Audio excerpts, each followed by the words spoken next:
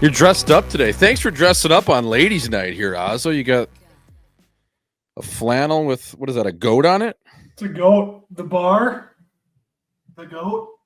Where is that? It's in Manch, Vegas, New Hampshire. Right on the chin of Manch, Vegas, New Hampshire. Shout out to the Monarchs, Calder Cup champions, Derek Forward, 2014 or 2015, Ozzo.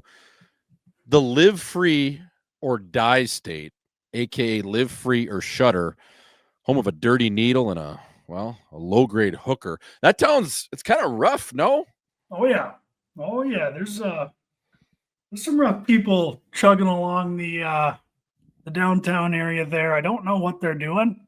Probably has something to do with drugs, but yeah, it's got my wife now went to college there in St. Anselm, private like Catholic Christian school, which is pretty weird to think that there's a private Catholic school or Christian school in Manch, Vegas.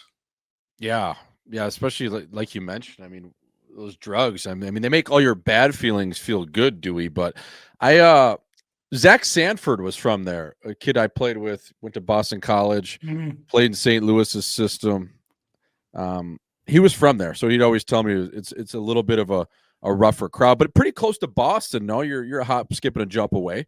Yeah, like 45 minutes. We'd go in there whenever I'd visit. We'd go into Boston, get something to eat, go shopping, whatever. So yep, hit up. What is it? What's the street in Boston? It's not Burberry. It's something Berry Street. I'm blanking on it right now.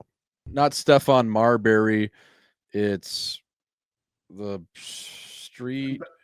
I bet Gabby would know it. You know what's funny, Jordo, is Forbes played for the Bruins, right? Yep. Yeah, with Monty.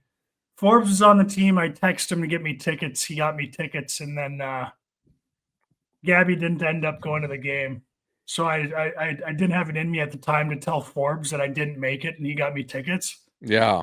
So I just texted him, "Hey man, nice game. Thanks for the ticks." That's a classic play.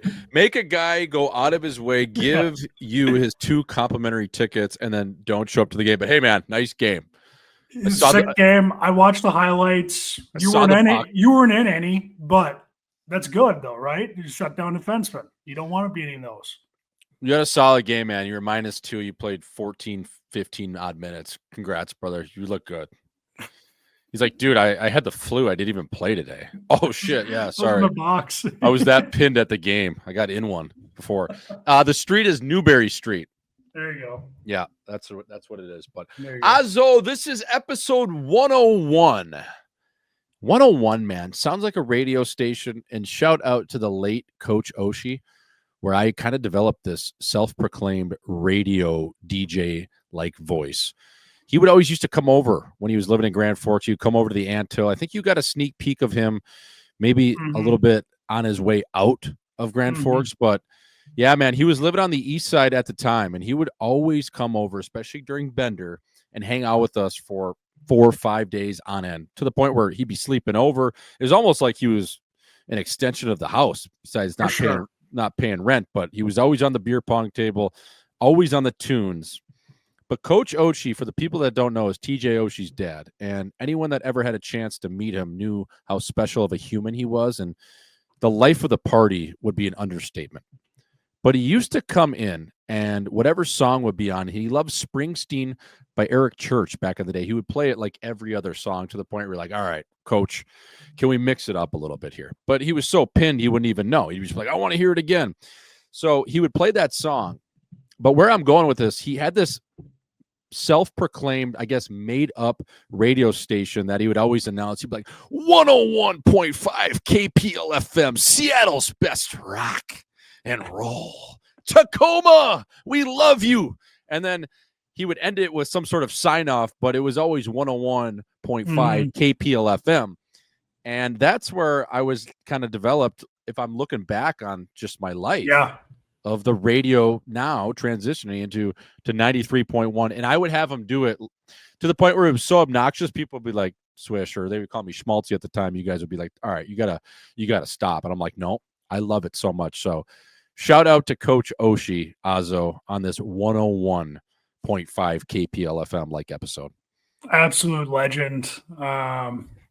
Yeah, I saw TJ got hired by ESPN to be a hockey analyst there. And I saw him tweet out, Coach Osh used to fall asleep watching SportsCenter and how proud he would be and how cool he would think that is. So it's always cool to see Osh, remembering his father. And like you said, Coach Osh was a legend. And it's funny you mentioned he was on the beer pong table, which brought me to it's kind of a sidebar here, Jordo, but he's playing Springsteen. He's on the beer pong table. You know what that reminded me of was Clark Saunders on the beer pong table throwing on Pitbull. Yes. And just darting. There's got to be some scientific stats or something to back up. Like, if you're on the beer pong table, you need to hit a couple shots, put your tune on. You're giving yourself a much better chance because it works. I've seen it live in action. Yeah, I mean, shout out to the Godfather. I feel like we talked about him probably almost every other episode, and rightfully so. But his stroke would change when Pitbull came on. Like, he was a good mid-range shooter. When Pitbull would come on, he would take a couple steps back. He would actually develop more arc on his nugget, and he would just splash cups, Azo. Like, if you were playing with him as his partner, you just knew if you hit, the balls were coming back because you didn't have to worry about his game.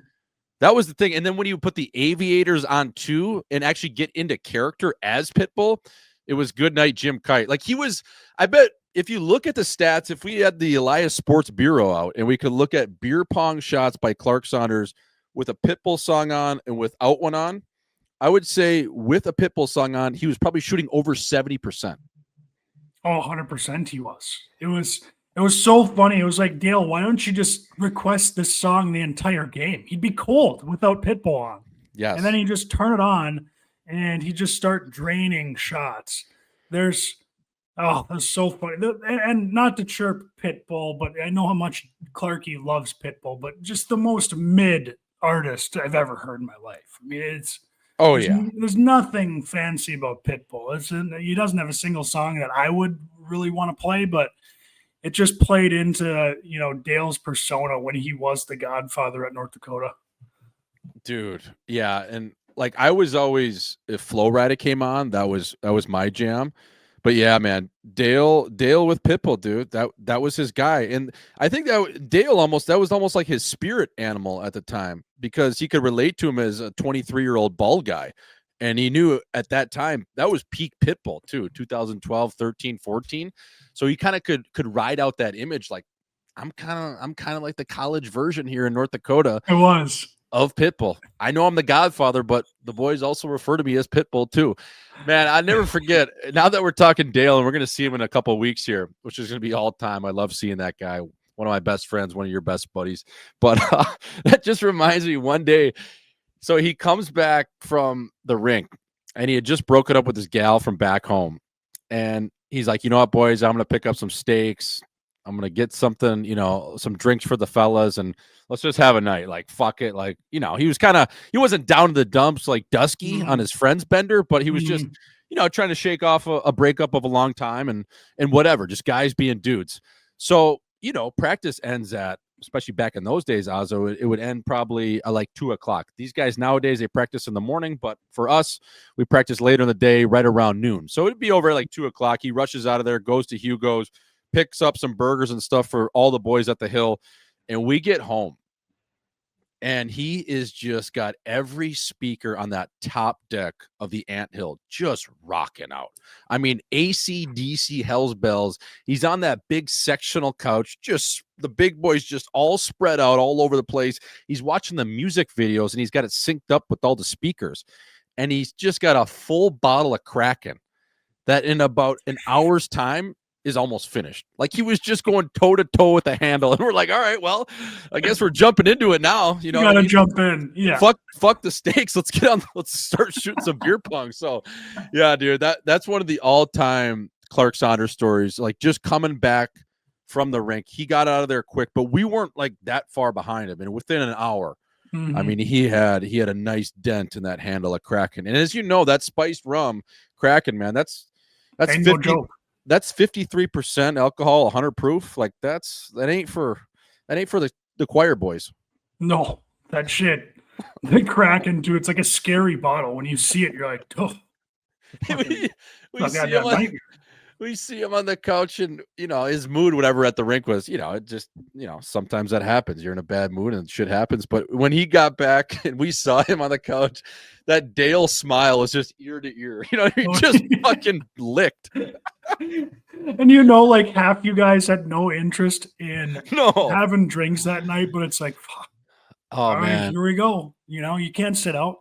No, I want to say maybe it was in the summer too. I don't know. We'll have to get confirmation. It might have been the summertime when you're just doing your workouts in the morning and maybe skating. So you maybe even got an earlier start. But we'll clarify with him in a couple of weeks. Azo, we got big news. We just dropped it. We're gonna do a show October 18th. That is Saturday. Before the Saturday Minnesota Sioux game at the Ralph Engelstad. Well, the boys are going off the box at Brick and Barley. 3 p.m. free live show featuring not only Azo, Swish, but Jeff Merrick is going to run the point on this one. It's going to be awesome. We're going to have some special guests stop by. Again, free to the public. Brick and Barley, 3 p.m. on Saturday, October 18th. I'm fired up. Cap, thanks for setting that up. It's going to be great. We've had a couple of shows in the last few years that have been good turnouts. I expect the same from the good people of Grand Forks.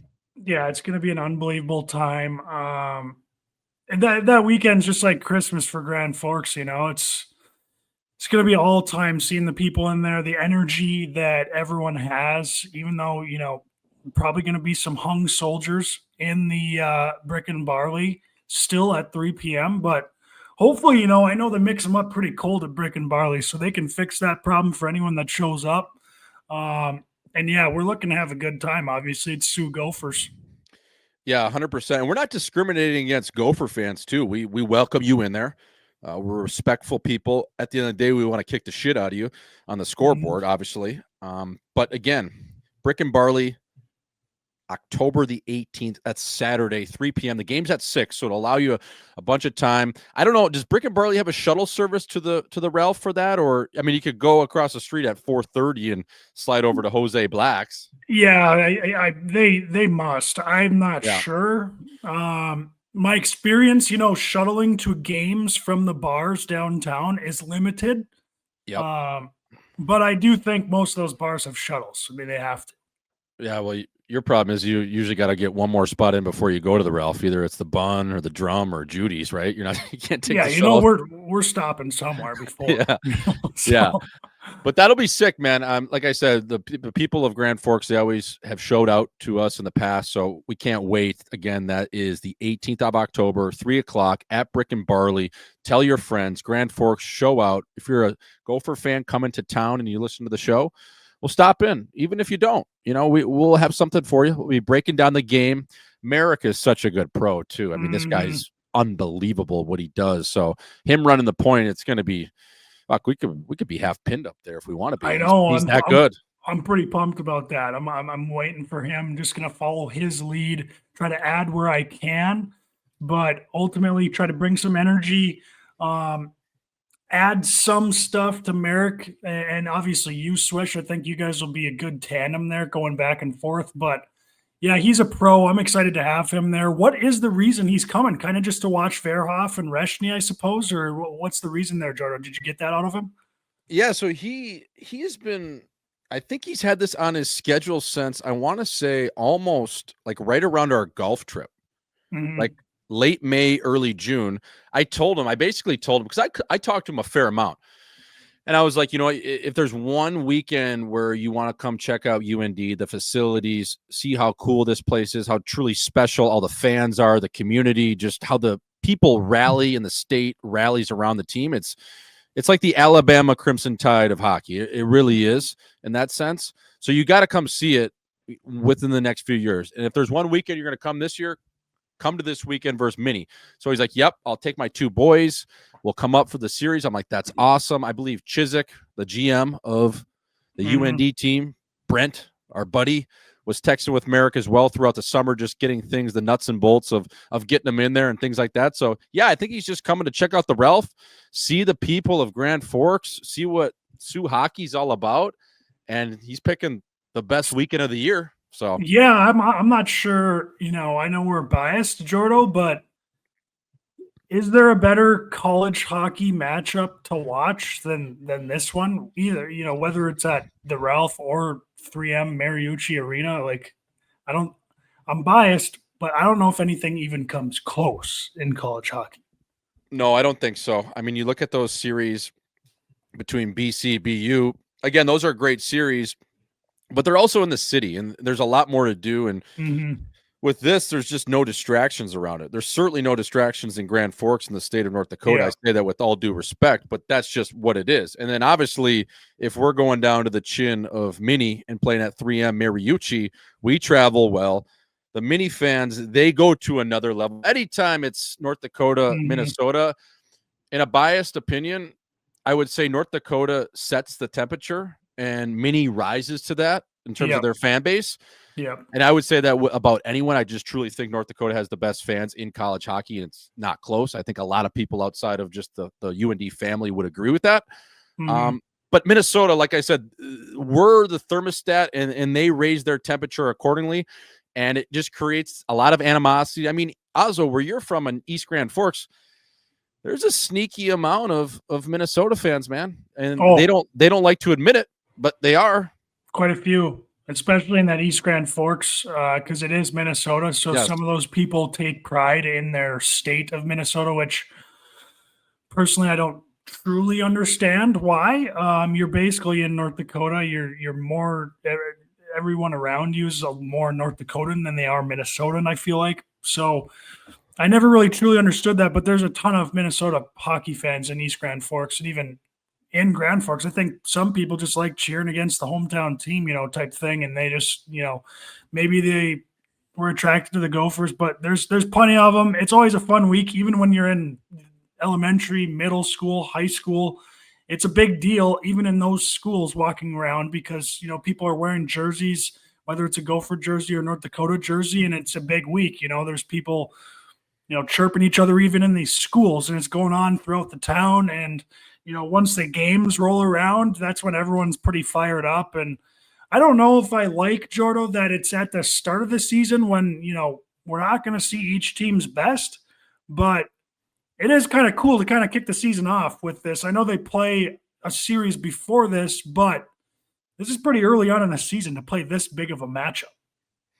Yeah, certainly. I mean, with the pairwise non-conference, obviously both teams being in their own respective conferences now in the Big Ten and the NCHC, it creates, I would say, a measuring stick for momentum one way or the other for both sides. Because, again, you're the home team, North Dakota. You don't say the S word, but you don't want to get swept that early on, and especially not, but how we look at them as our little brother. They might be, our step brother, but we certainly call him our little brother.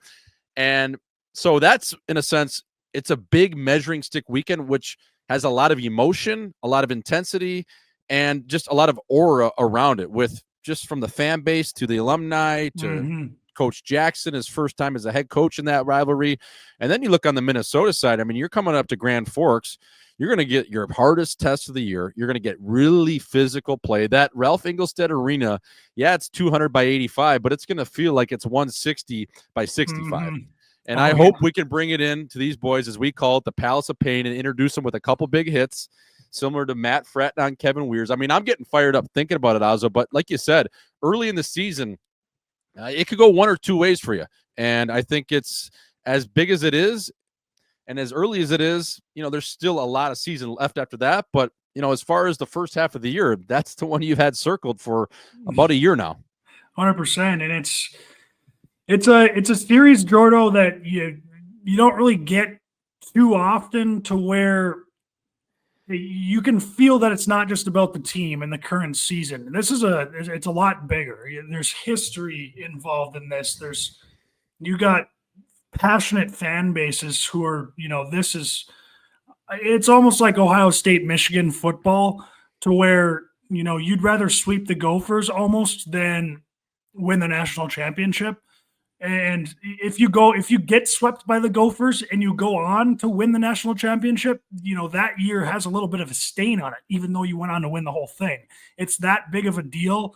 especially to the North Dakota players. I think it is to the Minnesota players. I can't speak for them, but I do think it is pretty similar for them as well. It's just, and you can feel it in the locker room. It's in your body. It's like you can feel the energy of everyone in the building. It just means so much more than just a couple hockey games in a regular season. Yeah, man. And for years there with the Don and Don Lucia, he literally would not play North Dakota. So I got him my freshman year. We got him in the tournament, a couple of years after that, where we lost with 0.6 seconds left in Philadelphia. But the last year, the WCHA was my freshman year. And we only played the Gophers one time that year in the regular season. We went into the chin of Mariucci. They had an unbelievable team filled with Nick Bukestad. They had Nate Schmidt, Eric Halla, Brady Shea, Mikey Riley, Kyle Rao. They had Justin Hall, a ton of really good players, Travis Boyd, a lot of National Leaguers also. And I just remember, I forget the weekend before who we played, but it flipped to the script of Monday. And I remember Dave Hackstall walking into the locker room. We had a special closed-door meeting before practice on Monday, which usually didn't happen. And he just looked at us and he goes, "You know what, boys? It's Gopher week. Let's go fucking rodent hunting." And you know what? He walked out of there, closed those big old barn doors we had on that old school locker room, walked out, and I was like, holy shit. And the whole week leading up to it, and I'm sure Jax is going to do it as well with that entire staff being former players at UND, it's going to be in every video session. They're going to show the big hits. They're going to show the fights. They're going to show the rivalry. They're going to instill to these new Sioux players what it means to play in a rivalry like this. So, like I said, dude, I'm getting goosebumps thinking about it. I just know Jackson's going to do it up so good and have them emotionally invested come that series. And fuck, man, hopefully we get a couple wins. Yeah, that's a good point. Bringing up just that practice week too, dude. It's like you're playing a full week tournament. Those practices are so intense, and you're having a tough time sleeping even on Monday. You're like, oh God, Tuesday's tomorrow. Like, fuck. One day closer to Friday, man. I mean, that feeling you have that week, you ain't going to school. I'm sorry, professors. You know what? It's Gopher week. You got to give us a week off here. I know it's early in the season. I know it's early in the semester, but we might have a quiz here, but it's Gopher week. You ain't going to see my face in this class. I'll be at the rink. I'm watching video. I'm shooting pucks, and I'm getting on that Kaiser slap shot machine, and I'm attaching it to the other side, and I'm practicing my fucking cross checks all goddamn week. Yeah, man.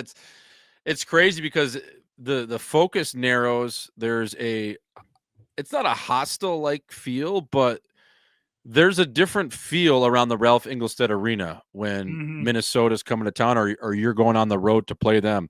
I just remember Jax, after practice or before practice, you'd be all in the circle around center ice stretching, and he'd be like tapping guys on the back of the ice. Are you fucking ready to go? It's like, fucking ready. Who are you gonna go? You're gonna fucking bury Rao? You're gonna fucking kill Bukestad? Who the fuck you going at, Smalley? You fucking ready, kid? Is this what you dreamed of? I'm like, Jesus Christ, dude. Like, I'm going to Parrot K after this, and I'm getting some wings, dude. Like goddamn. Like, are we playing yet? What time's the puck drop? But that's just it, man. And those guys, like they played in the 90s, and they've hated Minnesota forever. They've hated them longer than we have. You know what I mean? Like I was a kid, and I was trained to hate Minnesota just with my dad playing at North Dakota, being a Sioux fan, watching Sioux hockey.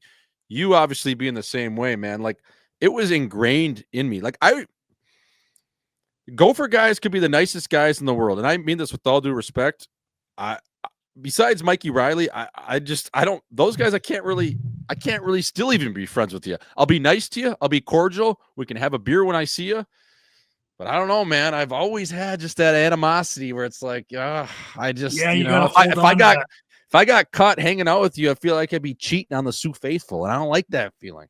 It is. It's a little bit like that for sure. It's funny to think about. It's like that old school. You don't have it too much anymore because of social media. Everyone knows each other. Everyone's friends. Like, yep. But you do still have that feeling. It's like, back in the.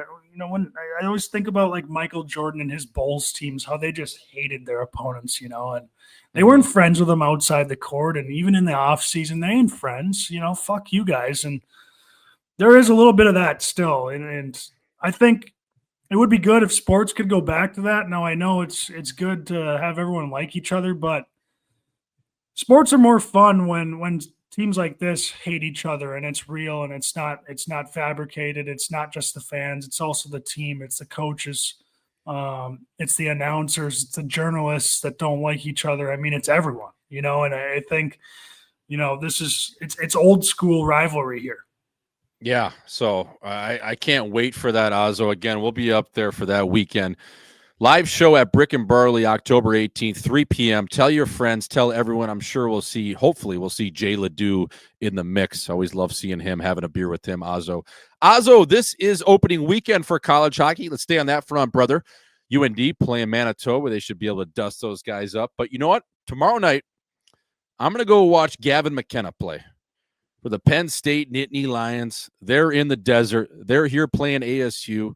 ASU has a solid club. Greg Powers is a great coach. They have a good staff there, but I'm really interested to see this kid's game. You see the highlights out of Medicine Hat, him just twinkle-toeing around the neutral zone, doing whatever he wants. What do you think I should expect from Gavin McKenna in his first collegiate hockey game, playing a pretty solid Sun Devil squad?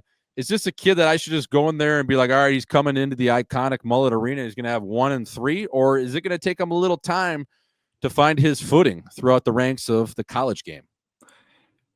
Yeah, I mean, you never know. And this ASU team, Jordo, I don't know if you looked at their roster, dude. They got some players, and they got some American leaguers on their team that came back from the American League to play college, which, how tough the American League is, Jordo. It's a step, it's well above college hockey. I don't know how far above it is nowadays with these players playing, but that's a tough league to play. And if you got that experience, that's got to be very helpful playing some college puck.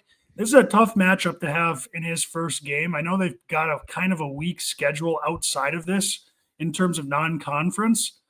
Penn State does, but I'm going to expect just off the hype of this kid, Jordo, I'm going to expect him to look like a superstar out there, to be honest with you. I just do. I don't think it should take him any time to adjust to the college level. You look at guys who hop in their freshman year, like a Jack Eichel, steps right in, 60 points. I know he's a bigger body, a little more developed that way physically, but even a guy like Brock Besser comes in, tucks how many, 30 and 30, gets 60 points his freshman year. So I don't think there's any reason why Gavin McKenna shouldn't have a couple points in this game. Yeah, that you make a good point. I mean, even Bess, he was first round pick, 20 something, yeah, 20th overall, 2030. I mean, he played on a great line too, right? Yeah, with Kajula it doesn't always happen, right, Jordo? Like, look at Nicky. He comes in, and I think he would probably consider his freshman year very average, and then he comes in his sophomore year, just some odd months later, and he's arguably the best player in the nation. So sometimes you just never know with these guys.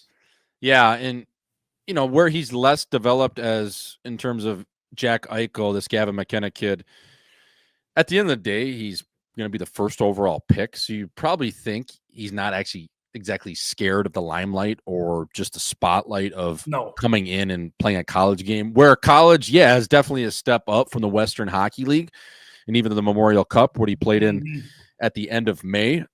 But at the same time, dude, he's probably like, all right, like I've been practicing against these guys for 5 or 6 weeks. They're good players, but I'm also Gavin McKenna. I'm going to be all right. I'm going to figure it out. And I'm just going to go out there and just stick hell in a phone booth and find my way through the college game.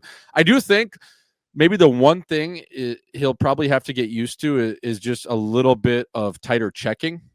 But that won't take long, I don't think, especially with a guy of his skill set. It's just these guys are so fucking good. They're so good. This is a generational talent is what they're telling me. I haven't really watched them play. I've seen highlights, but they do have a younger team, Jordan. They've got a bunch of other superstars on their squad too. Yeah. They got to adapt to it. So it'll depend on how they're playing. Hockey's a sport where, you can be as good as anyone. And if you don't have a good team around you, you're not going to look that good. It just is what it is. It's not basketball where, you can kind of take a game over. You could put Sidney Crosby on the Bemidji State Beavers, and they're not winning the national championship, Jordo. It's just, you can't do it yourself. So it will depend on how his teammates are. And I know they've got some high-end guys that did play last year too. So I'm not sure who he's going to be playing with. If he's playing with those veterans, it's probably going to be better off for him, but maybe they're mixing them up. I don't know what their plan is, but I do know ASU is going to be a tough building to go into, though. They're going to be firing on all cylinders. Those fans get rowdy. And that ASU squad, they're going to be buzzing. Like I said, they got some players themselves, and like these guys aren't going to back down. They're not going to treat Gavin McKenna like he's some like Prince Royal figure out there. I mean, they're going to be trying to run him through the wall. Yeah, it's not Eddie Murphy coming to America here where we're rolling out the red carpet. We got the mink jacket we're putting on him. Like, yeah, they're still going to play him hard, and this game's going to be on NHL Network, which is cool. They're going to televise that. The buzz around the game is certainly going to be there. It's a tough ticket to get. I was looking online. I was like, Jesus, he's pretty steep. We're going for $200-300 a ticket at the iconic mullet. So I'm fired up to see him play, Azo. We're looking at other matchups. I think there's some decent matchups this weekend, surprisingly. I mean, that one's a solid matchup right away. There's some other exhibition games, obviously, but I do think there's a couple good matchups in college hockey. So, folks, if you're not a college hockey fan, get with it. Maybe watch tomorrow's game on NHL Network if you're not in the local Arizona area. But, Azo, I want to just get your take on a young man who got traded to Philadelphia earlier in the offseason. And Trevor Zegras. Look, I love this kid. I love how he keeps it light. It seems like he's always loose, especially when he's playing well. But he had a hilarious quote to the Philadelphia media talking about his time in Anaheim, how basically he kind of got pushed out, that Greg Cronin probably wasn't the best coach for him. I mean, shocker, a year ago we were talking about it. Did we say it or no? That ain't going to be a fit. You know what I mean? So, yeah, no shit. A drill sergeant and Zegras probably are going to butt heads.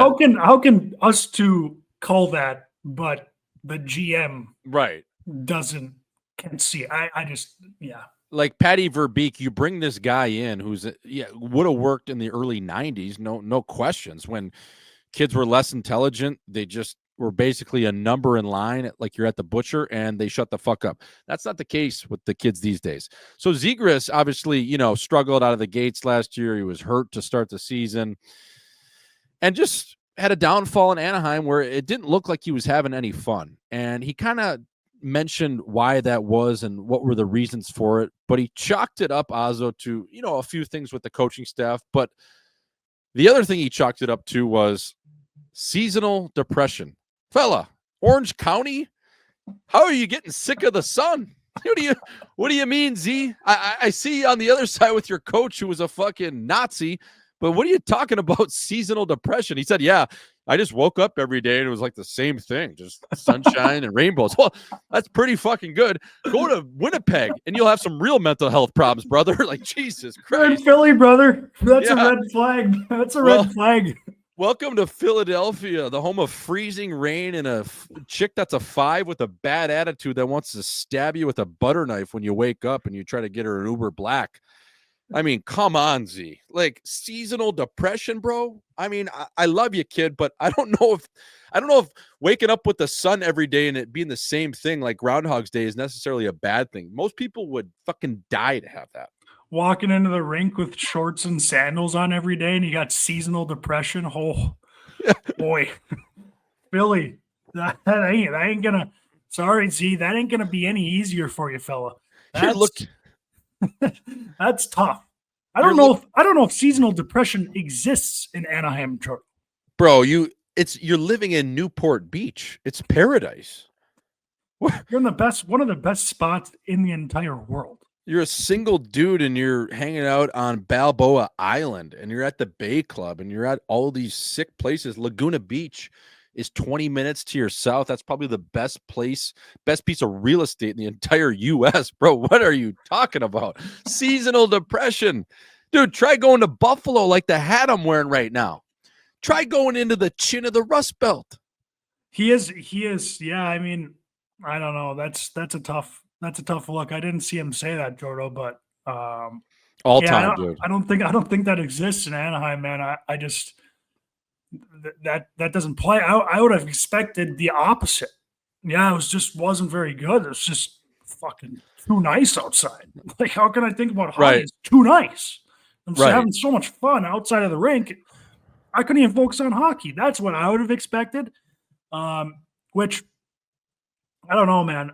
Is this kid going to do well in Philadelphia? I think it's a really pivotal point in his career, and obviously he's getting more mature, which helps.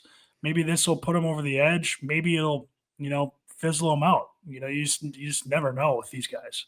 Yeah, I hope he does well, man. He's one of those guys that he's I good for love the the game. kid. He's I love good. the kid. Yeah, he's good for the game. He's goofy. He's on his own wavelength. And we had Rick Tocchet on Missing Curfew earlier in the week, and we were just asking him about Z. He's like, I love Z. He brings a personality element. He brings this aura to the locker room. He's loose. He's having fun. Yes, he has things that he needs to work on, but he also knows that, and he's willing to, meet me halfway on different things. And I just thought it was hilarious because Z's calling him Taco. Like he's calling him Taco. It's like, of course he just goes in there and just starts making shit up. Hey, Taco. But I think Taco and Rick Tocchet, he's such a good coach, and he's been around the NHL for 40 odd years, man, where he knows how to get the best out of his players is let Z be Z off the ice, and that'll translate to Z being the best for him on the ice. That's where I think the disconnect with a guy like Greg Cronin is when you try to put a square into a circle hole. It's like, bro, it just doesn't work. Like, let the kid be him. That's when he's going to be his best. A lot of times those old school coaches, they take away personality, which then eats at your confidence. And then that transitions or translates to the ice. And then that's where you get a Trevor Zegras who isn't having fun playing hockey, has seasonal depression from seeing the sun too much. And he doesn't you don't get his best on the ice, no. It's and you forget too, like, what age was Z when he went into the NHL, and even now, like, how old is the kid? Is he like 24, 23? Yeah. Like, still a fucking young dumb kid, you know. And he's been in the league for I don't know how many years, but you think about yourself. It's easy to say now. I think when you're that age, Jordo, you think you are mature and you think you know things and you have wisdom, but you really don't. And you realize that when you're 30 like us, and you're like, holy fuck, I thought I knew what I was doing back then, and I was a dipshit. Yes. So as this kid matures and gets older, I think he will, and like you said, he's got such a good personality. And you said, Tocchet, he knows how to coach these guys, let them be themselves. It always kind of brings me, I hate bringing things back to North Dakota, but it's like Hackstall. Hackstall's an unbelievable coach, but I felt like Nicky Schmaltz was better under Brad Berry, who gave him a longer leash and let him kind of be who he was on the ice, and that's when he excelled. And that's just a good example of, players can play differently under different coaches. It doesn't mean the coach is bad. It just is what it is. Yeah, I mean, Uncle Rico couldn't even get out of the press box, and he ended up being a vital piece to a national championship team. So, yeah, that's true, bro. Hey, I wanted to ask you just another thing on the NHL front. Okay, yesterday there was game 2 between the Chicago Cubs and the San Diego Padres. That game was off the bump. It was a matinee at Wrigley Field.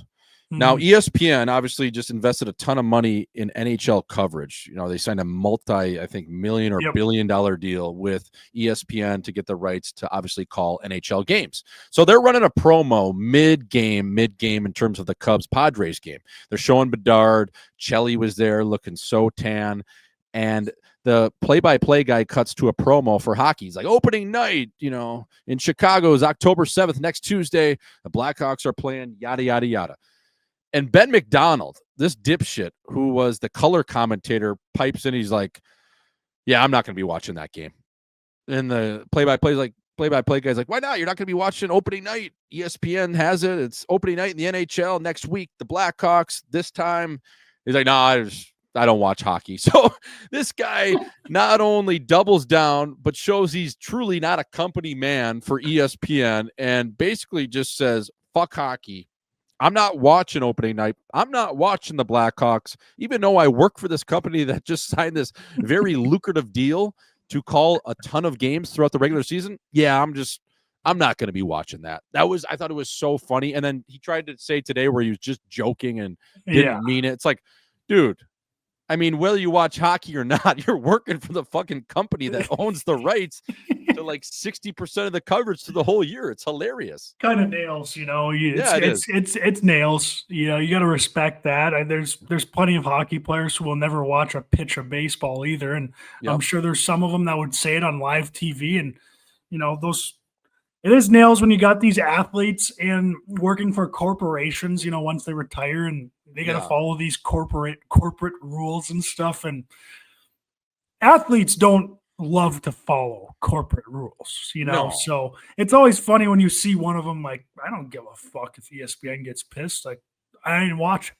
You know? Yeah, I just thought it was hilarious. They were legitimately cutting a promo boosting hockey, and he just shuts it down. Like that is so good, dude. Like he didn't even get the hint at the time of like, oh, okay, maybe this Walt Disney ESPN, this is who's cut my checks. Still no chance I'm gonna watch. Like you could just lie and say, yeah, maybe the Blackhawks will have a better year. I'll try to tune into that. Even if you just said I'll try, you know, it's not like you have to really lie. Or just being silent probably works better too. Oh man, I thought that was so funny. Yeah, it's all over the place today. He's getting hilarious. Carved. But the hockey hardos at the same time, it's like, just who cares if one dude's not going to watch? I mean, you can watch whatever you want. A lot of hockey people, if you ask them about NBA opening night or MLB opening night, they'd be like, "What the fuck? No chance." No chance. I mean, a lot of these fans, they only watch one sport. It's kind of crazy to me. I like watching them all. But yeah, a lot of these fans, they won't even touch a single other sport. You know, there's people going to these preseason games, Jordan. There's 82 regular season games, and you got people heading to the preseason games, watching the CHL players play. It's like, you like hockey that much, eh? Like, holy fuck. I would have been unbelievable if I liked hockey that much. Yeah, no shit. Me too. Dude, preseason, man, we got to wrap this stuff up. I know it's only 2 or 3 or 4 games next year, but this preseason and how long camp is, I'm like, I feel for these guys. I mean, it's millionaire problems, but like, come on. Like, just start the season. Everyone comes into camp. They're in shape. Everyone's ready to go. They need 1 or 2 games. Like, let's just get this shit started because it's just overkill at this point. I mean, I'm watching, again, a preseason game last night. I'm like, Jesus Christ. Well, it's the old school guys. They still think they need it to get the boys in shape. It's like, no, these boys are staying in shape all year round. Yeah, exactly. Also, it's October now, bro, and October means a lot of things. We got playoff baseball going on. We got football. We have hockey starting next week. The NBA will follow. But as I was making my salmon last night for dinner, I had my Sonos going. I was listening to a little Bruce Springsteen, a little AC/DC. I had a little Alanis Morissette. It was all over the place. But you know what I settled on? I settled on some Christmas music. Now, I wanted to ask you, October 1st yesterday, bro, is that way too early and way too horny to start the Rockin' Around the Christmas Tree by Brenna Taylor, I believe, and Dean Martin, Let It Snow? I mean, I had shades of Johnny Simonson driving around Duluth, Minnesota in the middle of July, stick handling, listening to Let It Snow. Man, it felt good though. I don't have the tree up. Remember, the tree was up for almost 2 years. The tree is packed away, so I don't have that up yet. But man, the Christmas tunes in October. What do you think? I think that's right on time, Jodo. It's, you know, some people argue it's a little early, but the way you have to look at it is these Christmas tunes are actually pretty fire. They're good songs. Bangers, and dude. After Christmas, you can't listen to them. So to me, you got about 2 months till Christmas. This is about the time you can start listening to these songs, because like 2 months of these songs is kind of the sweet spot of when, you know, you kind of want to be listening to them. I know some people would probably argue after Halloween, but man, some of those Christmas songs are fucking bangers. I listen to them year round. Yeah, and that just gets you in a nice, fuzzy, warm mood. It does. It brings the mood up 100%. There's not a single Christmas song that brings the mood down. Well, that's what I'm saying, and especially for me as a single guy, you're sitting here, you live alone, like that gives you a sense of family. It makes you kind of feel a little bubbly on a random Wednesday in October, right? It just makes you think of all the good times you had rocking around the Christmas tree, the ski trips, the the games you played for USA Hockey and under 17s, hanging out with the boys, going home to see people, the outdoor rink, the whole shebang. Also, I just think it gets you in a mood, and you make a great point, dude. After Christmas, January, like if you're ranking the months of the most depressing months of the year, January's got to be one, dude. And then there's people that try to do this dry January shit. I mean, I made it 11 days last year. I'm like, well, what the fuck? We just had Halloween. We had Thanksgiving was unbelievable. Then I had December was just a bender. It's like, and now I have to wean off the piss in the hardest time with nothing to look forward to. I mean, after January 1 hits, there's nothing till St. Patty's Day, bro. Nothing. It's a tough. That's what I was going to go into the months. October, man. October, sneaky number one month. It's sneaky best month of the year. I would agree. It's Jay Swish's birthday month. I love it. Best weather. You got sports going, school's in. The fall, the leaves are falling. Oh, you got Halloween at the end of it. People are kind of, you got Christmas in your mind. It's not there yet, but it's in the mind a little bit. It's tough to beat October. Is there anything better than hitting up a pumpkin patch and an apple orchard, like the combo woven in between the two, and you're at some like countryside barn with the cornfield in the background, the pumpkin patch, then you're going to pick out the Macintosh apples and you're like, oh my God, I love these. I like the green ones. So those are always the best. And you got a nice hoodie on. It's not too cold. The coffee's the perfect temperature. And at that crisp Midwest breeze just hits your beak and you're like, God damn it. Now this is living right here. Yeah, you got the hard cider in the cup. It's a little warm. Kind of stings. Yeah. It's Irish coffee. The drinks that come with the, when it starts getting cool too, some of these drinks that are coming up, hop back into the Irish coffee, you get the hard cider. Oh, man. It's a nice change up from, you're getting the bootleggers in the summer, the cran, the vodka soda, splash of cran in there. You're kind of getting into the more whiskey, trying to stay a little more warm. I'm pretty excited to pour myself an Irish coffee now, to be honest. How good is a soup, too? I've been dreaming about soup season. Oh, dude. Soup and sandwich? What do you think your favorite? Give me your top 3 soups. Chicken wild rice. Solid. I like the roasted red pepper and lobster from Zupa's. They don't carry it anymore, but that was one of my favorites. Is it it was kind of like a lobster bisque, right? Yeah, a little bit of lobster bisque, but a little spicy. Mm-hmm. The red pepper in there, and God, what's my third? French onion. It's got to be French onion. Yeah, that's a good dude. It's tough to be. You know what? I don't know if I consider them top 3, but if you have like a really good chicken noodle, it's tough to beat, dude. Chicken noodle. When you're wanting one, it hits so good. And a tomato too. Oh, a good tomato bisque or chicken tortilla, like a chicken tortilla. Chicken tortilla though, but with the broth that's not as creamy. I like it like almost like a chicken noodle like broth, and just let the avocado, the chicken, and the spice do the talking. Where sometimes I think chicken tortilla is easily the most messed up soup in all of soup, because there's so many different ways to do it. A lot of people, it's almost like a bean dip sometimes, or it's really thick. The consistency is everything when you're building a chicken tortilla soup. It is. And then, you can't get these everywhere, Jordo, but like a nice clam chowder. Yeah, I can get down with that. If you're getting one in Boston, it's all time. I'm not ordering any in Minnesota. It's just not happening. But if you do get one in Boston, it's that one's tough to beat. Yeah, I'm a big lobster bisque guy too. Yeah, you go to a nice steakhouse, they got a bisque. It's warm. Yeah, I'm really excited for soup season, dude. It's one of the best seasons. It is. I want to get good at making soups. Like it's kind of easy. I feel like it's kind of easy. You just throw the ingredients in the big pot and fucking let it warm up. Yeah. Baked potato soup, dude. You like it with you get the chives in there, and then you get the bacon, and then the potato. Oh, I used to love that too. Before Panera went down to the shitter, they used to have some unbelievable soups. They did. They did. I haven't went there in a long time, but they used to have some fire. Back when I was like, I didn't care about putting on weight, and I was like burning it a lot. Get the bread bowl. Oh, the barrel bowl. 4,000 calorie bread bowl and just muck that thing. Oh, talk about a 99-cent. They still got those?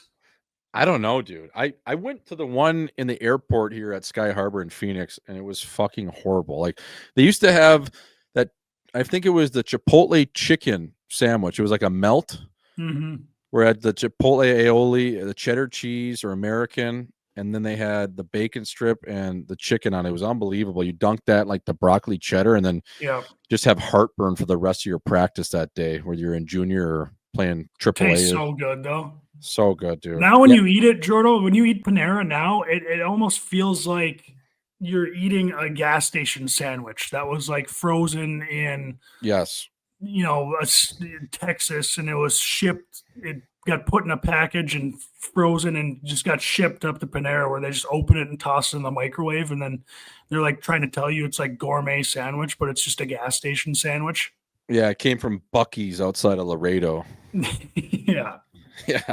God damn. Buc-ee's, dude. Oh, yeah, bro. I'm excited for soup season. We're still in the fucking like high 90s here, man. It's the thing. You got to wait until right around Halloween. Then it starts cooling off. Then it's butter. Then we get like 7 months of just pure bliss. But we're still grinding. We're still grinding the high 90s. We were grinding it out here in Minnesota, Jordan. It was 87 today. It's really crazy in October. Yeah, that is nuts. Yeah, like start of September, there's a couple of weeks or a week there where it was like 50 degrees outside, and now we got 87. It doesn't make any sense. What do you got cooking this weekend? Nothing, dude. We'll see where the wind takes me. Probably watch some hockey. You're still golfing? Might hit the course. I did golf last weekend at Stone Ridge out in Stillwater. Sick track. Love that place. That is a nice track, yeah. It was so funny, Jordan. I went 39 on the front, 50 on the back. Were you drinking, or was it that sober? It was four drinks all around. So 2 aside? I didn't really have it. I didn't have an excuse. It's just like I don't have. Do I just not have stamina, or do I lose focus? Do I just not have focus to go to the full 18? That's a track like it's Woodbury Stillwater, right? Yeah. The first hole it's like a downhill par 4, little doggy right. A little bit, almost drivable. Yeah, it's a nice track. They have and then on the backside they got that hole with the barn like in the middle of it. Yep. And you can try to hit a low sting right through it. Tried to hit the barn. Pop back. That's probably why you shot 50. 9 of those 50 strokes were on that hole, brother. Yeah. Oh, that's funny. Yeah, dude, I like it. Yeah, I'm going to go to that game this weekend, and then because once that Nodak, or actually next week I'm out of town too, but once next week starts, it's nonstop for about 7-8 months here. So I'm gonna get my rest while I can and get my dogs up. I just last weekend what I do, I got pinned on Saturday night. Actually felt, it's always nice when you get away with one too, when you get pinned and you don't get like hung like a 32-year-old would. Like I kind of got away with one last week, man. I'm not gonna lie, and that kind of worries me if I drink again this weekend. That it's probably gonna sting me really hard. But I wish you could walk that back and know why that happens, because last night I went for my mother-in-law's birthday. We went to Crave, and dude, I had like 4 beers, and I woke up all today. I felt like hungover. It's like, dude, I have 4 beers. What the fuck is going on, man? I could have like 10 and feel fine some days.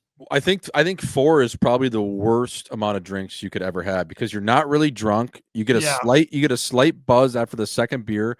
It kind of rides into the 4th one. You get home, you're kind of, you feel pretty good. You're like kind of like smiling, like, oh, this is kind of nice. I'm not drunk, and I'm gonna feel great in the morning. And then it hits you. I think 4 is probably the worst amount of drinks to have. I think you either got to have. Man, I'm not trying to sound like a fucking beauty here, but I think you either got to have 0 or 10 plus. Like there's no. Maybe there is something to that, because like maybe I got like a little bit. I started getting a little hung when I went to sleep, and then I just had shit sleep or something. Yeah. there might be something to that. Because last weekend, dude, I'm telling you, I didn't even eat either, which is eating's cheat, and we know that. But the science behind it doesn't make any sense. Like I had probably 6 tequilas to start. Then I went to the red wine for probably another 4. And then after that, I went back to the tequila. Probably had another 4 of those. And then went to the high noons. Probably had another 4 of those. And then I don't know what happened after that. But I woke up and I was like, shit. You know what it could have been? So I live by one rule. I can have one Caniac combo a year. Because otherwise, I think if you have 2 or more, you put yourself at risk for a heart attack. It increases by like 72%.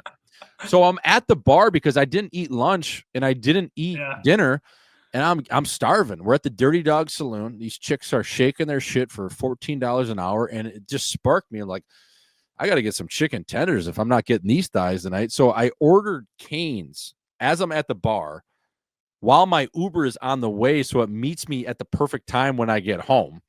I get the Caniac combo. If I'm ordering Cane's, it's once a year, and you can't bitch out. You got to go full Caniac combo. You have to muck the Texas toast, the coleslaw, all the fries, and all the tenders. And you get a large lemonade just in case you're looking for diabetes. So I mucked that. Azo, I woke up the next day. It was 10 in the morning. Dude, it was like I woke up from a Thanksgiving nap. I was so full. I didn't eat till the following day till 8 p.m.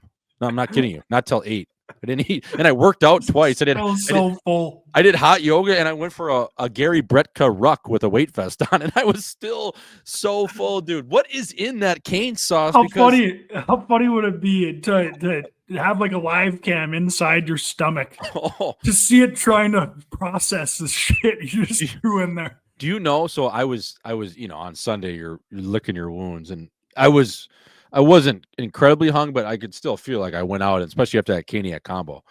Dude, the Caniac combo, the nutrition facts, Google it the next time you get one. It's 1,900 calories. It's over 3,100 milligrams of salt. Over 3,100 milligrams of salt. They said that I was doing the nutrition facts. They say that that's good for like 2 days worth of salt. That's might have would have helped you. That salt kind of like soaks up some of that booze, doesn't it? Or the water you're drinking after. Fuck, you might be honest. I don't know if I want to.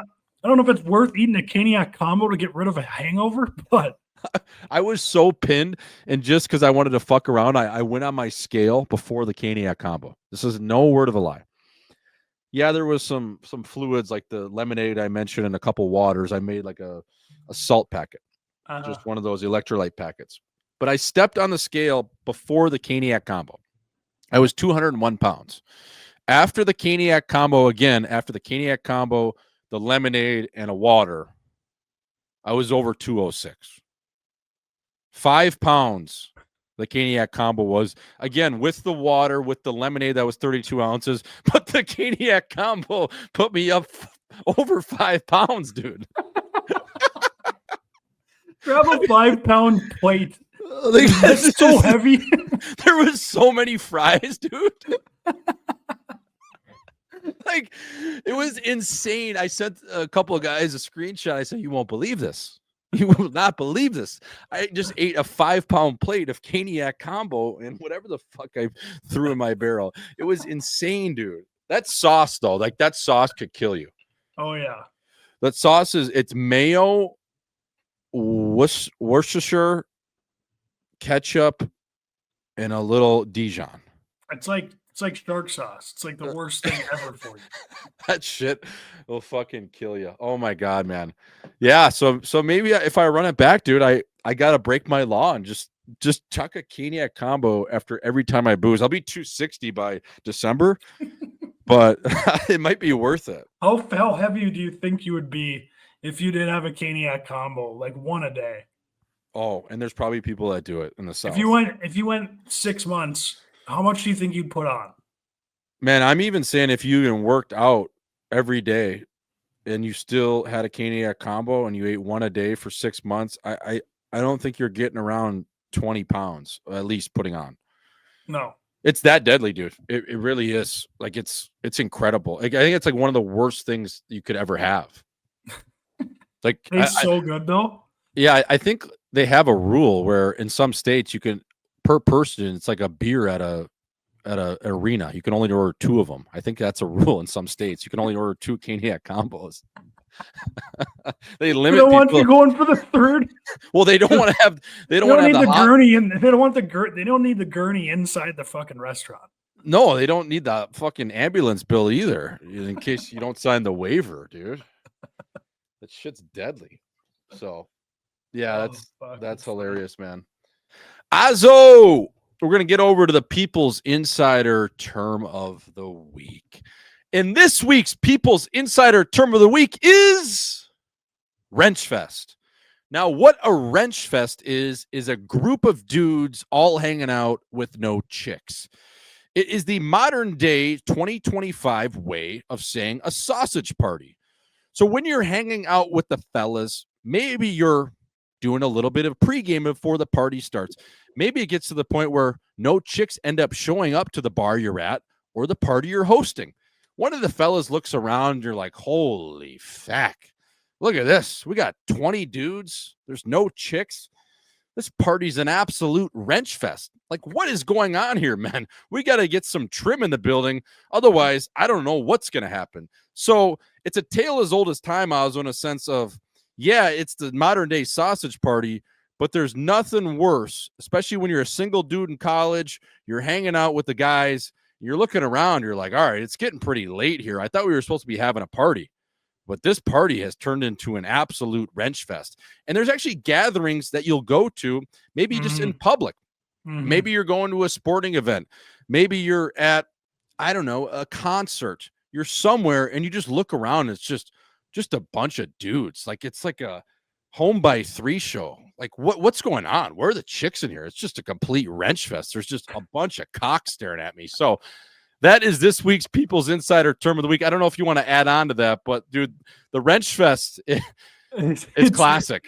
It is classic. And it's also very sad if you're a single man in college. The wrench fest is the worst. It's a nightmare. It's like that sports pool, that sports gambling pool in Vegas at Circa. I don't know what it's called. That is a wrench fest. Stadium swim. Yes. Stadium swim. A wrench fest. There ain't no chicks watching sports in the pool, gentlemen. You don't. No. If you're not looking for a wrench fest, you better not go there because that is a wrench fest.